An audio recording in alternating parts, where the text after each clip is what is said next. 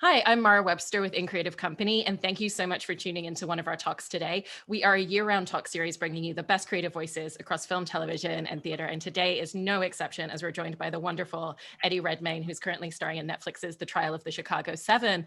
And I wanted to dive in by asking you about when you first signed on to this project and the amount of time that you really had to kind of gestate with the script, because you've actually been signed on to this project for the last 2 years. It's been in development with Sorkin for about 15.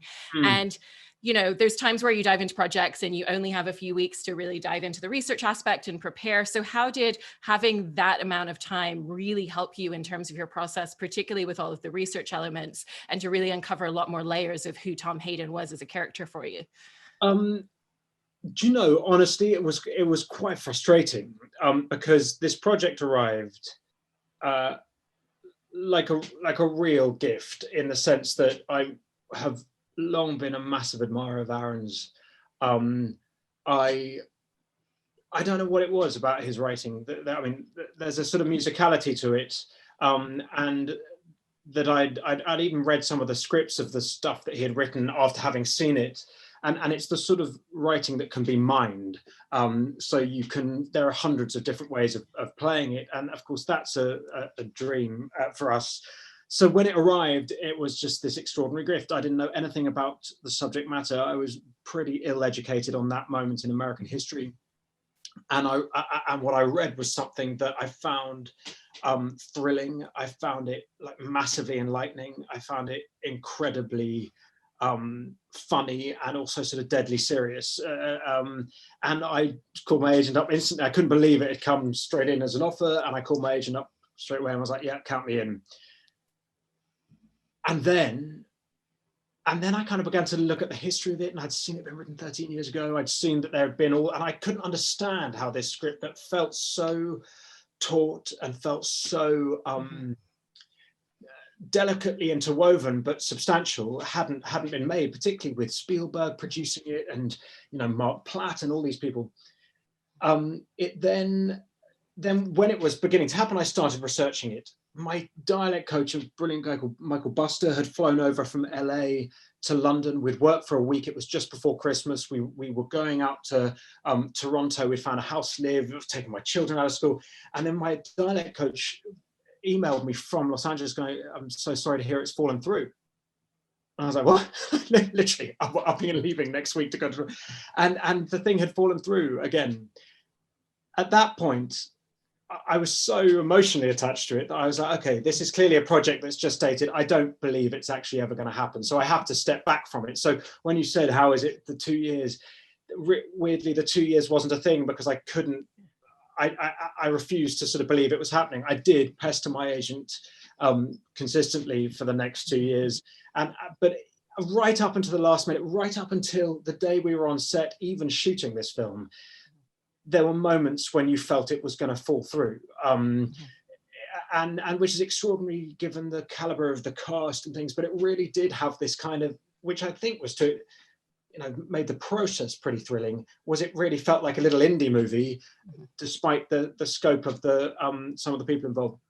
What it did allow me to do was having done some research, obviously those years before, is it sort of sits in you somewhere, and I think. Subconsciously you're kind of ruminating on it, and then it means that when you come back to it a couple of years later, there is a certain freshness that is grounded on something kind of that has now been internalized quite strongly, if any of that makes sense. So you felt more comfortable in the skin of the character, I suppose. Yeah. I also love the story that you were telling about how you actually wrote some scenes for yourself between the moments within the script to kind of create that emotional connection and the journey to see kind of what was happening in between. And that was actually something that you ended up sending to Sorkin as well, so that he could kind of see what your process was and see if it was in the same realm of what he was thinking. Was that something that you've done for other roles where it's been useful before, or was this the first time that you found yourself really wanting to connect the dots of the scenes in that way? You put it really politely. It was actually pretty. Well, it was one of those moments again when you're invited to work with someone who you really admire, and perhaps you hold on a place on a pedestal. And for me, there is an element there of, okay, But it's not like theatre. You don't get weeks to spend with this person and to work out their process. Particularly, again, on the budget of this film, it was a week's, or a day or two's rehearsal, and then straight into filming. Now, there's a big scene towards the end of the movie in which Mark Rylance' character cross-examines my character. And during the cross-examination, it jumps back into flashbacks. And so you only see little sections of this quite, this scene that crescendos and really moves around and all over the place. And of course, when you're working out the character's route through that, you need to know what is said during the flashback bits, or I would, and I think most actors would. So, but it's Aaron Sorkin, and I was like, I can't ask Aaron to write this stuff. I can't sort of say, hi, Aaron, would you just mind writing some more stuff for me? So, but I was like, but I need to have that stuff. So I ended up writing my own version of it. And then sending that to Aaron, being like, Aaron, I'm sure you're incredibly busy and don't have much time. But at the same point, I was just wondering if this is what happens during this bit. And I was sort of, I've written this stuff. And anyway, I pressed send and then had a sort of night of hot sweats going, I can't believe I've just sent writing to Aaron Sorkin, who then responded going, thanks, Eddie, I'll take a shot at this myself. And of course, his was extraordinary and brilliant, and it meant that when we shot that scene, even though it's lots of little scenes, Mark and I got to shoot it as one big scene, which of course pushed the temperature into different places and allowed us to make it feel as true as possible. Yeah. Mm-hmm. That's amazing that he still wrote those scenes for you and sent them back. I know they were, and they were, what was interesting is that I thought, because they were so beautifully written, there might be moments in the edit that they might use, or but what one of the things I find extraordinary about Aaron's work is I've never done a film where what you read on the page that first time was almost identical to what you see in the film. So whether it's literally every ... every punctuation mark, not to say that if you have ideas, you can bring things to the table. And I think what comes with the suggestion that he is a perfectionist with the word and with punctuation is that he's very controlling. He's actually incredibly humble and self-deprecating, and allows a lot of freedom, whilst also knowing what he wants, which is kind of the dream, really. Yeah, well, people always make a lot about the fact that he is someone who with his actors always wants you, like you were saying, to stay very true to the word. But for you, was that very similar to a lot of the work that you did, particularly when you were starting out in your career and working in theatre? Because when you're working with a theatre script, it's exactly the same thing. You have to keep everything line for line, and you don't have that same ability to have rewrites and to play around in the same way. So did it kind of remind you and cause a lot of parallels with that early experience in your career? It did. And I think it was one of the reasons I enjoyed it so much. It's an odd thing that I started doing theatre for many years, and I remember an early play that I did was a play called The Goat, or Who is Sylvia, which is by Edward Albee, and there were moments in that play which has themes of bestiality and a moment of a son snogging his dad, and but that I couldn't quite find the way into the line, but I always knew it was my fault rather than Edward Albee's fault, because it's Edward Albee. And so you persist and you try 8,000 different intentions or ways into it to access it. When I first started doing film, and I did several early films, I really started doing film and television without having not gone to drama school, really not having a clue, and did some pretty shoddy work. But I did a pretty dodgy script early on, but I didn't know it was a dodgy script, because as far as I was concerned, it was a film script. And for something to be worthy of film, it had to be good. And then I remember trying to make some of these lines that were very difficult live was hard. And then I watched the movie, and there were moments when I totally failed to do that. And my friend who was in it with me was like, yeah, but it's just bad writing. And I was like, what? No, it's a film. It can't be bad, right? And so what happened then is you realize that with the process of making films, because you don't have much rehearsal, quite often, if you can't make the thing live early or find the way into it by switching a word, changing a moment of punctuation that frees it in you, normally writers don't mind. Sometimes they absolutely, certainly if you're rewriting, of course they do, but just little adjustments that people are fine with to make it live and to make it. But what happens then is you become lazy, and you perhaps sometimes then don't interrogate a script in the same way that you would, or a line in the same way you would an Albee play, by finding the 5,000 words, because you've perhaps lost faith. Now, when you get writing as good as Aaron's, you definitely know it's your fault. And I've worked with many great writers, and but what I felt that was specifically unique to the Sorkin script was, and relating it to sort of theatre, was the words are so delicious that there's a certain slight sense of tragedy at the end of the day when you go home in your car and you realize that you don't get to say them again. and I always find this odd thing that when you do films or plays and you spend a lot of time, I'm one of these actors that has to have the words quite embedded in me. I can't, some actors learn them on the morning because they want to keep them right on the tip of their short-term memory so it's fresh and vibrant. And I can't do that. So I have to have it so sort of embedded in me. But what's weird is I also have a completely shite memory. And so most of those lines have gone within a month of the film finishing. And it's very interesting to those moments of just a few lines from a monologue here of a play you've done 8 years ago, or just a couple of lines from a film you did that occasionally hit you when you're walking down the street. And that is always, for me, indicative of the writing being brilliant. And I keep hearing all of that. I mean, it is quite recent, but all of Aaron's script just continues to swirl and swirl around. Yeah. On a separate note, I also wanted to ask you about the movement and the physicality or lack of it in certain scenes within the film, because obviously, you know, the protest scenes in Chicago Park are kind of like very vivid. There's a certain energy that comes to those. But when you look at the court scenes, it's quite remarkable the way that there's still kind of that same feeling and that same energy that you all bring to your performances collaboratively with each other, you know, and at the same time capture so many small nuanced beats and moments when you're just in the periphery of a wide shot within all of those actors, all of the background artists that are in it.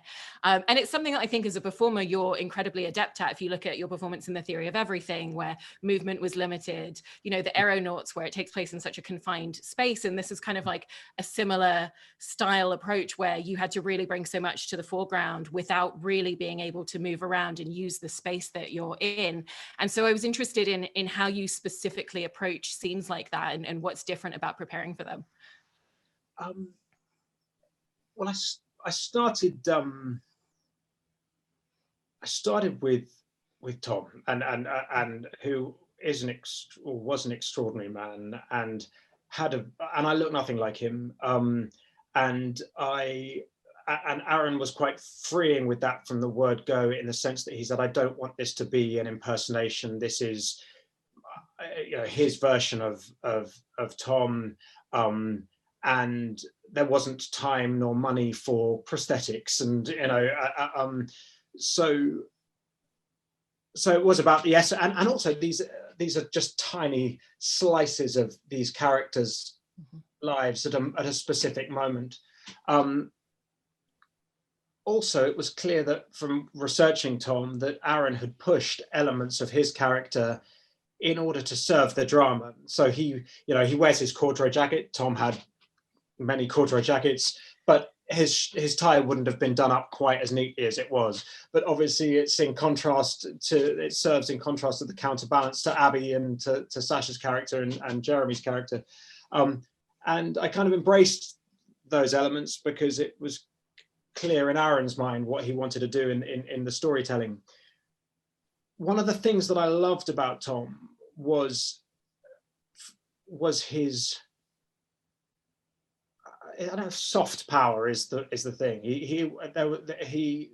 His rhetoric is extraordinary when he speaks, his physicality, but there's a great musicality to the way he speaks when he's projecting to an audience, but it's not forcing it down people's throats. Actually, there's almost a monotony sometimes to the music of the way he speaks, but that it kind of draws you in. And similarly, physically, I worked on Theory of Everything and A Danish Girl with a wonderful dancer called Alexandra Reynolds, who now works as a movement director. And we didn't work together on this other than a day. And it's an odd thing to say, but we talked together about, it's totally random, I don't know how to tell you this other than that it relates to the physicality, that there was something so robust about Tom and unvain, and if you looked at his shirts, they all looked like shirts that had been worn for many years. They were the sort of shirt that was canvassy, substantial, and had seams that really hadn't broken, and something about that kind of unshowy robustness and strength, kind of infused like what I tried to do physically with him, and stillness, knowing also that around were going to be, there's such showmanship and such a plethora of real characters that Tom needed to have a stillness to him and a kind of a pent up vibration that would simmer through the film and then eventually kind of explode. Mm-hmm. And one of the aspects of him as a character that's so interesting to watch is that juxtaposition and his moral compass and the way that he approaches activism, where he really does fall between like activism and rebellion and conformity. And there's clearly a lot of push and pull even internally with how he views certain moments and how he behaves and responds, to the point where we see him, get up on stage in the park. And there's so many different beats that you managed to hit with that. Was that something where you were really consciously kind of looking at each individual scene and thinking about, where he would be at, why he would be approaching it in the way that he is, and building out those different layers of it? Yeah, I think that again, I started doing all one of the great joys of our job is that you get to know about things you don't know about. So as I said, I really didn't know about this period. And so you start by just immersing yourself in the history of it and reading about Tom, both in the public forum and in the sort of personal side, and doing that homework that 99.99% of it ends up not appearing on screen, but you hope in some way it's sort of been ingested in you and like seeps out in some way, shape or form. But then it's about sort of putting all that aside.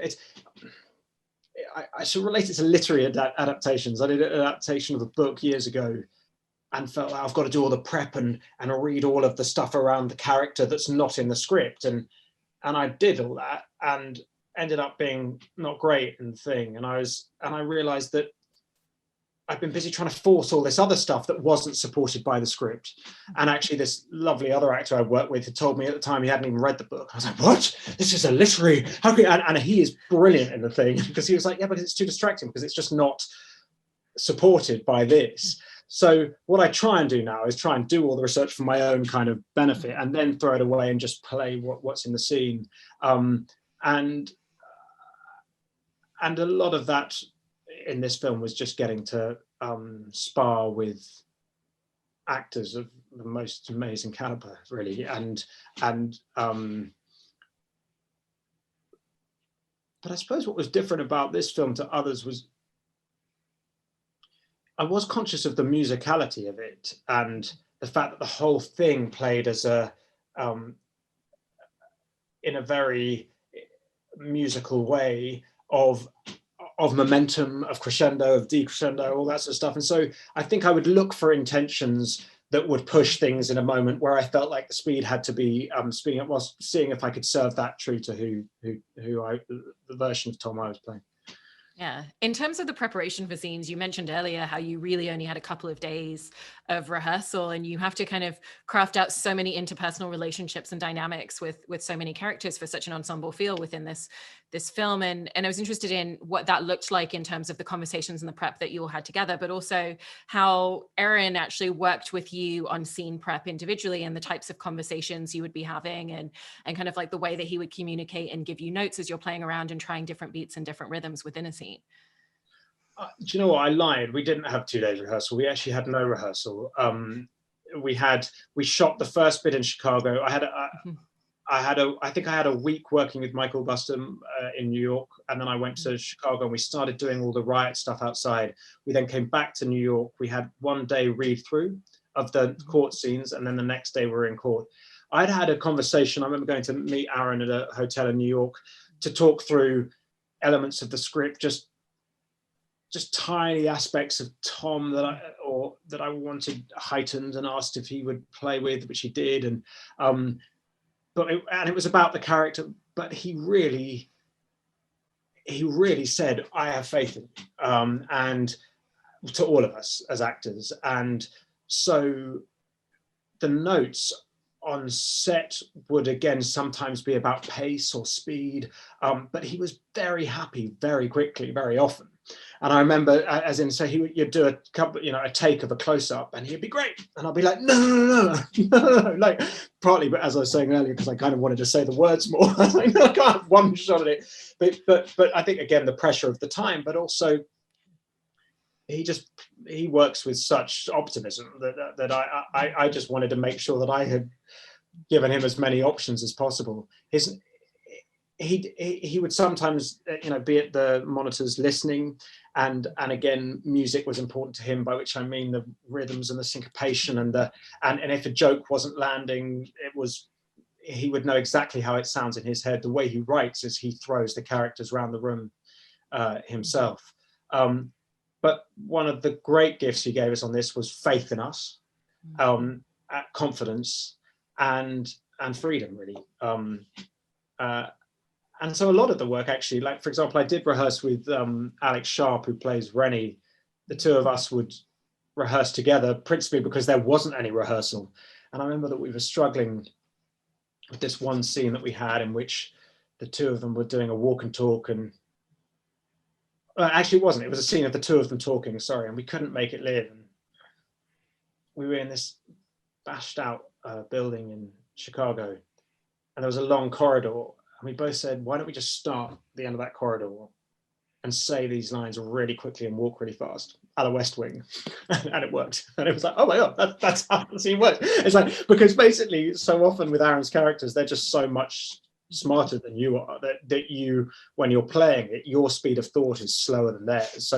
So you have to speed up your synapses basically to be able to fill the character's shoes. Mm-hmm. And in terms of the dynamic working with the rest of the cast, I think it's so fascinating how many different styles and approaches to craft you have within the group. You have everyone from Frank Langella and Michael Keaton to Sacha Baron Cohen, and everyone comes into their work with very different approaches and styles as actors. So what was that dynamic like in melding all of that together and kind of figuring out what the rhythm was going to be amongst everybody in terms of how you were all going to shoot scenes together and approach it as a group? I mean, like, years on since I've started working in film, I still find it extraordinary. Again, when you work in theatre,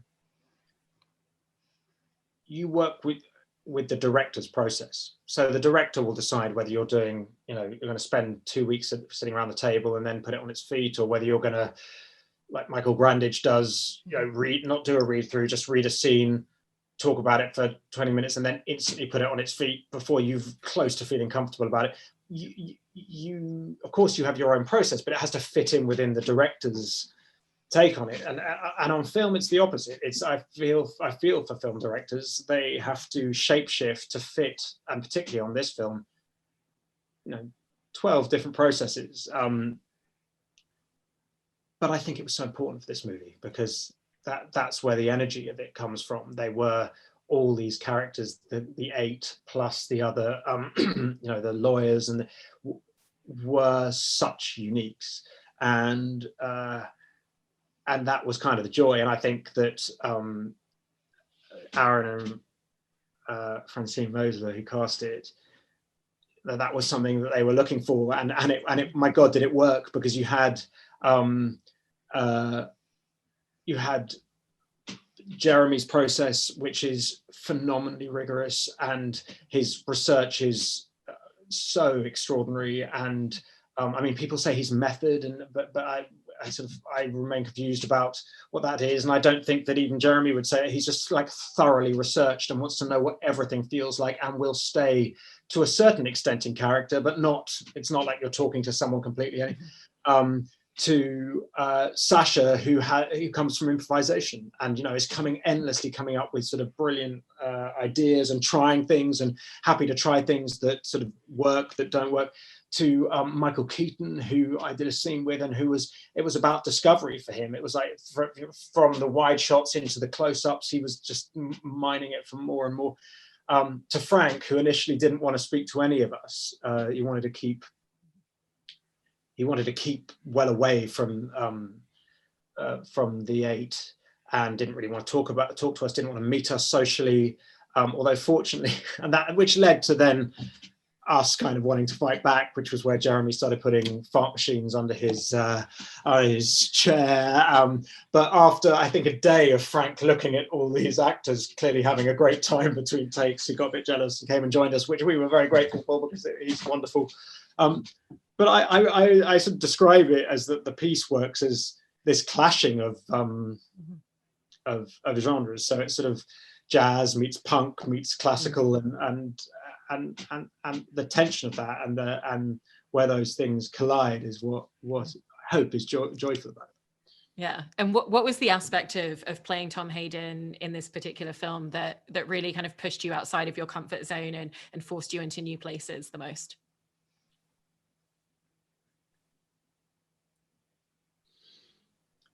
Oh gosh, I don't know if there's a specific aspect. I suppose it's always just admiration, really. Whenever you play someone who